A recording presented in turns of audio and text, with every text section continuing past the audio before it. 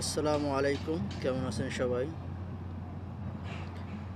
আমাদের জীবনে কিছু কিছু সঙ্গ মানুষকে ধ্বংস করে, আবার কিছু কিছু সঙ্গ মানুষকে অনেক উপরে নিয়ে যায়।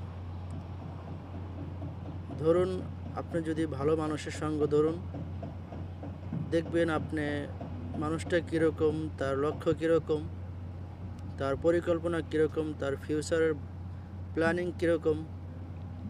যদি তার প্ল্যানিং সৎ উদ্দেশ্য হয়, ভালো কিছু হয়, ওই ধরনের মানুষের সাথে যদি আপনি চলাফেরা করেন, তাহলে আপনারও 90% সফলতা হওয়ার সম্ভাবনা থাকবে।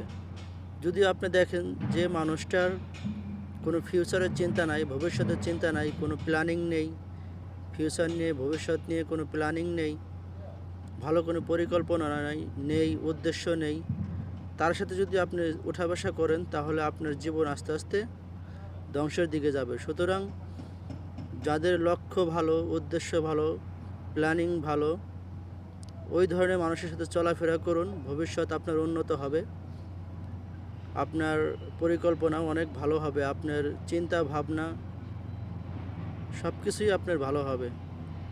সুতরাং ভালো মনের মানুষের সাথে চলাফেরা করার চিন্তা ভাবনা করুন। ভালো মানুষের পরামর্শে, ভালো মানুষের আদর্শ অনুসরণ করুন। ইনশাআল্লাহ আপনার পরিকল্পনা সফল হবে, আপনার ভবিষ্যৎ উন্নত হবে, সব কিছুতেই আপনি শান্তি পাবেন।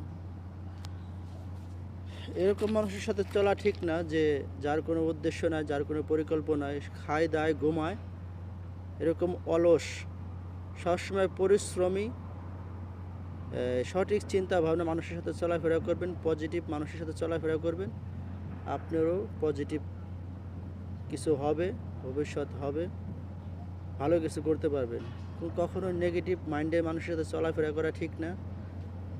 যাদের কোনো ফিউচার নিয়ে চিন্তা ভাবনা নাই, খাবে দাবে ঘুমাবে, যাদের কোনো স্বপ্ন নাই, ওই ধরনের মানুষ থেকে সবসময় এড়িয়ে চলবেন, দূরে থাকবেন। ধন্যবাদ সবাইকে। আল্লাহ হাফেজ।